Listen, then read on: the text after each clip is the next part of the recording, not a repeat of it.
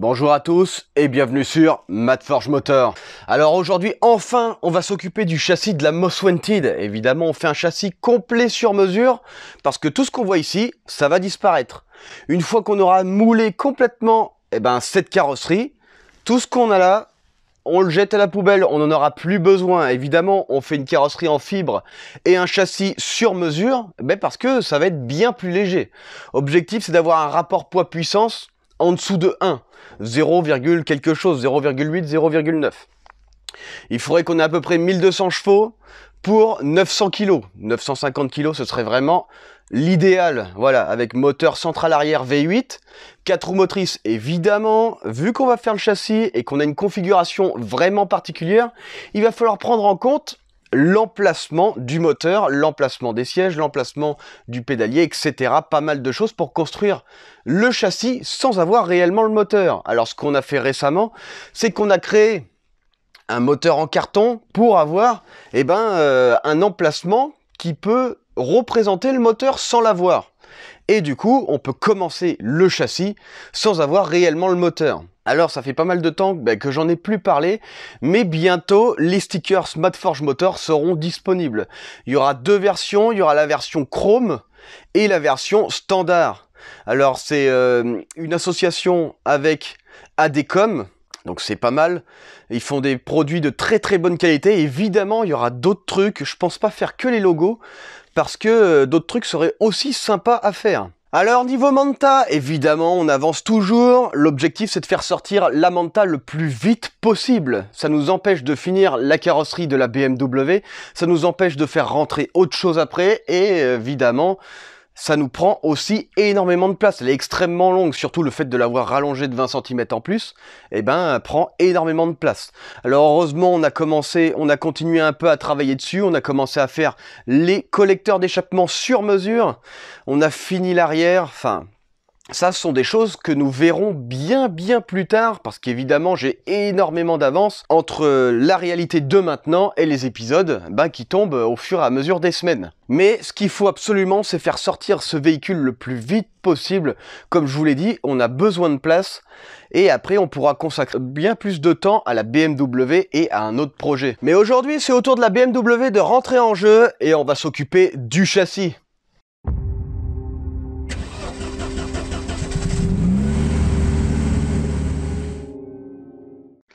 Alors, avant de commencer le châssis, pour moi, il me faut un minimum d'informations. Parce que derrière, surtout, on a un véhicule qui a déjà une forme spécifique, puisqu'on ne va pas changer la forme du véhicule. Même si on va mouler ce véhicule et qu'on va le ressortir, il sera toujours des mêmes dimensions. Donc il me faut des dimensions très précises, parce que la coque, je ne vais pas l'avoir tout de suite, de toute façon. Mais il faut quand même qu'on commence le châssis, c'est très important. Alors pour commencer, il nous faut l'empattement. L'empattement, c'est la distance entre le centre des roues avant et le centre des roues arrière. Évidemment, parce que vu que quand on va sortir la coque, si on fait un mauvais empattement, nos roues ne seront pas centrées par rapport à leurs emplacements de roues. Très important. Ensuite, il me faut la largeur de la voiture. Évidemment, parce que si je fais mon châssis et qu'il est trop large, il débordera de la voiture, ça ira pas. Il faut que j'ai une largeur, un châssis moins large que la carrosserie pour évidemment puisse la faire passer dessus. Et après, la réadapter, la réajuster. Réajuster le châssis. Ensuite, il me faut la hauteur. Il faut que je prenne en compte le toit, évidemment. Si je fais un châssis trop haut, quand je parle de hauteur de châssis, je parle vraiment du sol. Donc en dessous le bas du châssis jusqu'à le toit. En dessous du toit, l'intérieur. Il faut absolument que je garde une marge. Donc là, j'ai enlevé 5 ou 10 cm. Comme ça, au moins, derrière, je sais que mon châssis tiendra absolument à l'intérieur. Ici aussi, pour la largeur, on a enlevé 10 cm. 10-15 cm. Comme ça, au moins, on est sûr et certain. Il ne faut surtout pas se tromper. Maintenant, il me faut des détails un peu plus techniques. Parce qu'on a un moteur central arrière. Si ça avait été un moteur avant ou un moteur central avant, tout le reste des dimensions serait différent. Sauf le moteur, parce que le moteur, il a sa propre dimension. Et aussi la largeur du châssis. On va voir ça. Alors déjà, il nous faut entre la roue et les pédales, évidemment, il va falloir qu'on installe le pédalier. Il va falloir l'installer à un certain emplacement. Sauf qu'en fonction de son emplacement, le siège va avoir un autre emplacement. Et ça, nous, ce qu'on veut, vu qu'on a le moteur arrière, il faut le centrer le plus possible. Donc il faut faire en sorte que je sois à l'aise dans ma voiture. Faut pas que je sois trop proche du pare-brise. Faut pas que je sois trop éloigné du pare-brise. Il faut penser absolument à tout ça. Donc là, sur l'emplacement des pédales, on va être à 450 mm entre l'axe de la roue avant et le pédalier. Ensuite, il faut placer les pédales et le siège derrière ça.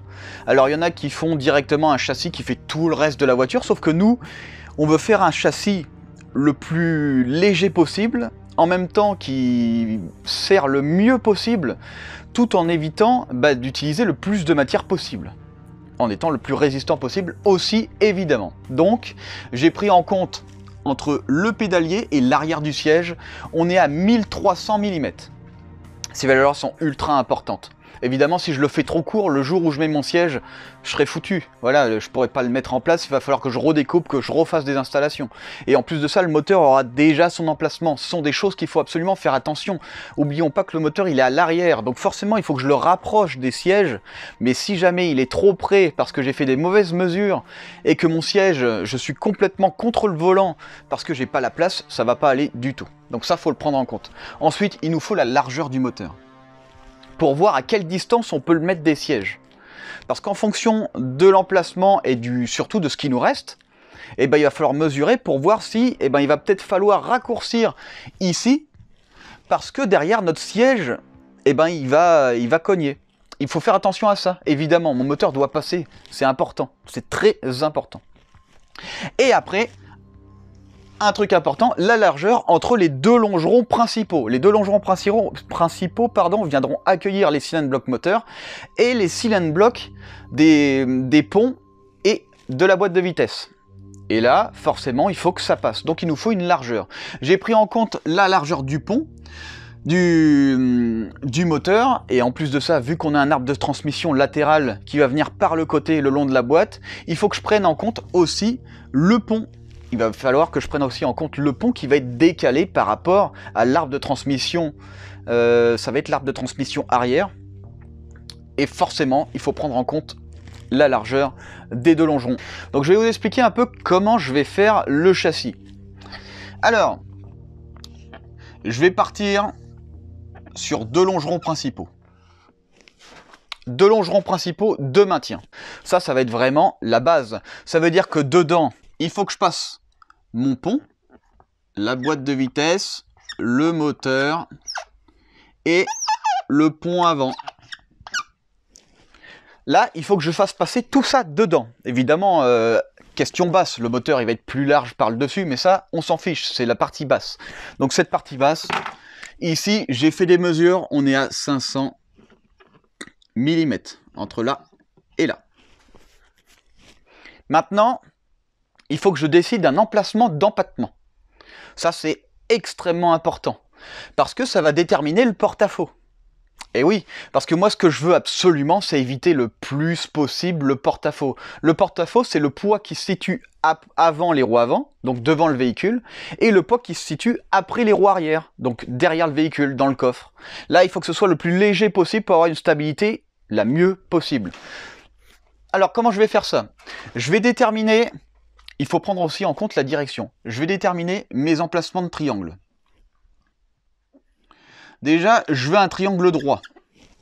Ici, je veux un triangle droit parce que ma direction va être directement collée à l'avant de mon châssis. Ici. La direction. Vu que ce sera complètement collé, et au final, l'avant du véhicule se retrouvera par là. Là, on aura un énorme vide et on pourra placer le radiateur d'eau. On aura un énorme vide pour éviter, comme je vous dis, le maximum de masse à l'avant. Ensuite, on va déterminer l'axe de la roue. Et après, évidemment, on finit le triangle. Là, voilà. Bon, le triangle, il est à peu près, on va pas faire un triangle comme ça, mais c'est pour vous faire une idée. Là, on a l'axe de la roue. Maintenant qu'on a l'axe de la roue, on connaît la distance entre l'axe de la roue et l'endroit des pédales. Donc ici, je vais prendre en compte que on va partir nos pédales, pardon, hop, nos pédales sont très proches, ici. Ça veut dire qu'en fait, je vais être à 450 mm ici. Mais par contre, ici, voilà, entre l'axe, alors attendez, qu'on comprenne bien, entre l'axe de la roue et mon endroit de pédalier, ici on va être à 450 mm. Par contre ici on ne sera pas à 450 mm, on sera à un peu plus. On sera, là on peut le décider, on peut décider de l'angle. Il ne faut pas mettre un angle trop prononcé, il faut mettre un angle assez léger. Donc là on va mettre du, je pense que, hop, donc là on est à 90 degrés, donc plus 10, on va dire qu'on va se mettre du 100 degrés. Ça on peut le décider, tout dépendra de ce que vous voulez faire évidemment. Donc ici on va dire qu'on va être à peu près à 500 ou 550 mm. Maintenant qu'on a ça, il nous faut l'arrière des sièges. Donc là où va se terminer la partie du longeron, la partie arrière de nos sièges pour pouvoir évidemment fixer nos ceintures. Et oui, une fois qu'on a ça ici, hop, c'est 1300 mm. Donc c'est pas dur. Entre ici, il faut pas oublier, et là, on va être à, donc tac tac tac tac tac tac tac, ici, tac tac tac tac tac, on va être à 1300 mm. Ici je veux un angle à 90 degrés. Là on commence à être vraiment pas mal. Bon évidemment après, hop, on a pareil ici. Là maintenant, c'est là où on va connaître notre largeur. On l'a déterminé ici, 1560 mm. 1560 mm. Maintenant qu'on a vu la vue de dessus, on va s'occuper de la vue de côté. Évidemment, il faut donner du volume à ce châssis. Notre châssis vue de côté, droit. On a des maintiens de suspension. Bon, si ça peut aider certains, hop. Bon, je le dessine vraiment vite fait. Ok, vue de côté. Alors, ce qu'il va falloir faire, ça va être créer la cage. Et du coup, c'est là où je me rends compte qu'il me manque certaines valeurs. Il va falloir que je connaisse l'inclinaison de mon pare-brise, là où il commence et là où il termine. C'est extrêmement important. Je sais que la hauteur générale, elle est ici, 1130. Je sais que mon châssis, entre le haut et le bas, fera du 1130. Je sais aussi que mon châssis se termine à un emplacement bien spécifique, à 500, comme on a vu tout à l'heure. Et il va falloir que... Mince, il va être plus par là. Il va falloir faire en sorte que mon châssis rejoigne cet emplacement, le dernier emplacement. Prends en compte l'angle du pare-brise. Et après, je peux venir rabattre. Là, on a notre châssis vue intérieure. On a fait en sorte que le siège et les pédales passent par là. Il va falloir faire en sorte aussi que on puisse renforcer avec l'arrière. Donc là, il va falloir faire des maintiens supérieurs, tac, pour venir maintenir l'arrière. Sauf qu'on ne va pas maintenir par le bas. Parce que derrière, il faut faire des maintiens de suspension haute. Et oui, comme là. Il va falloir leur donner des emplacements. Et là, après, on pourra renforcer. Voire double renfort. Tac, tac. Et pareil pour l'avant, évidemment. Donc ça, c'est assez important. Évidemment, l'avant aussi, on va devoir renforcer. Après, il va falloir faire des maintiens de suspension, après, etc., etc., etc. Il va falloir qu'on bosse de toute façon, et je vous expliquerai au fur et à mesure. C'est assez compliqué d'expliquer sur dessin ce qui va vraiment être. En gros, si vous voulez deux faces, voilà, ça, on va dire que c'est les maintiens de suspension haut. Ça, c'est les maintiens de suspension bas.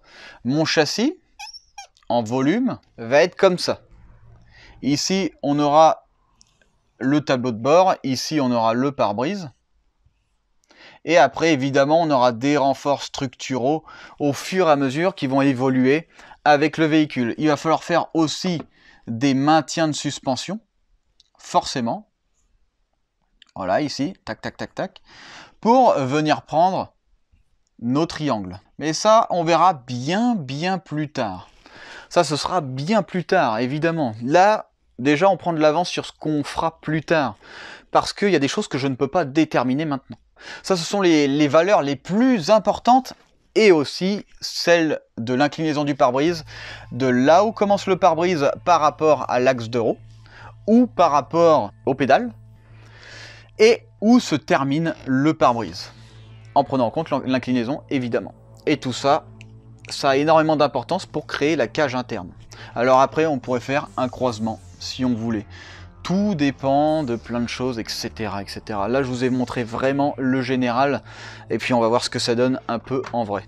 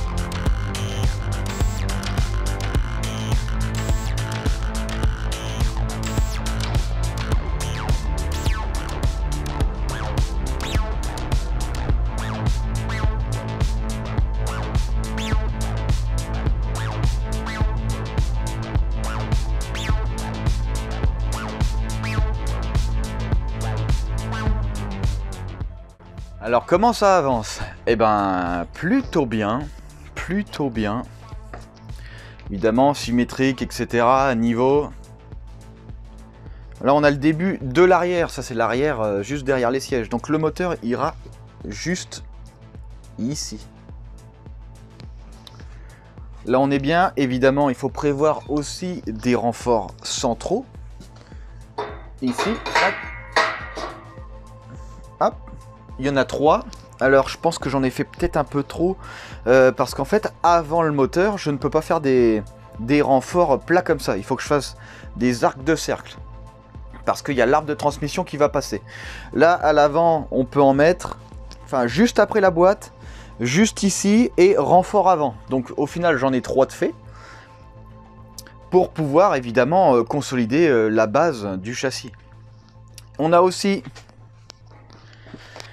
ici, ils sont pas encore taillés. Donc il y en a 4. Il y en a 4 comme ça. Ce sera pour l'emplacement des sièges. Ici, en fait, il va falloir faire 2 rails pour pouvoir mettre directement le siège dessus. Donc au final, on en aura 2 comme ça. et notre siège il sera directement boulonné dessus. Évidemment de chaque côté symétriquement.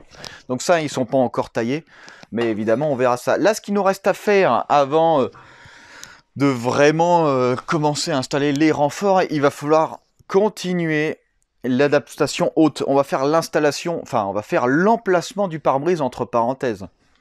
On va faire le lieu en tout cas de là où sera l'avant du véhicule. Alors le châssis vous paraît court, mais c'est normal parce que c'est un châssis sans porte-à-faux.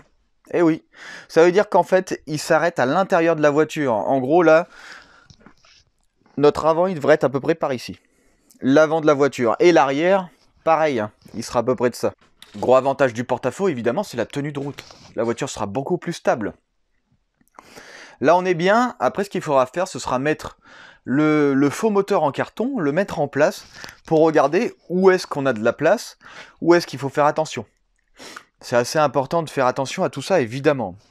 Alors, je ne fais pas ça au pif non plus, hein. J'ai un tableau avec des valeurs. Bon, évidemment, il n'y a que moi qui les comprends.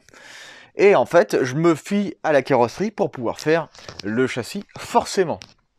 D'ailleurs, j'ai un espèce de rapporteur géant, là, pour pouvoir prendre les angles. Par exemple, un angle important, le fait que la voiture soit penchée ici, le pare-brise, il a un certain angle et il faut faire en sorte que l'angle soit pas trop comme ça, parce que sinon ça va rentrer à l'intérieur ou pas trop plat. Sinon on va avoir des soucis. Franchement, ça avance plutôt bien. On est le début du 3e jour et on va continuer l'avancée de ce châssis.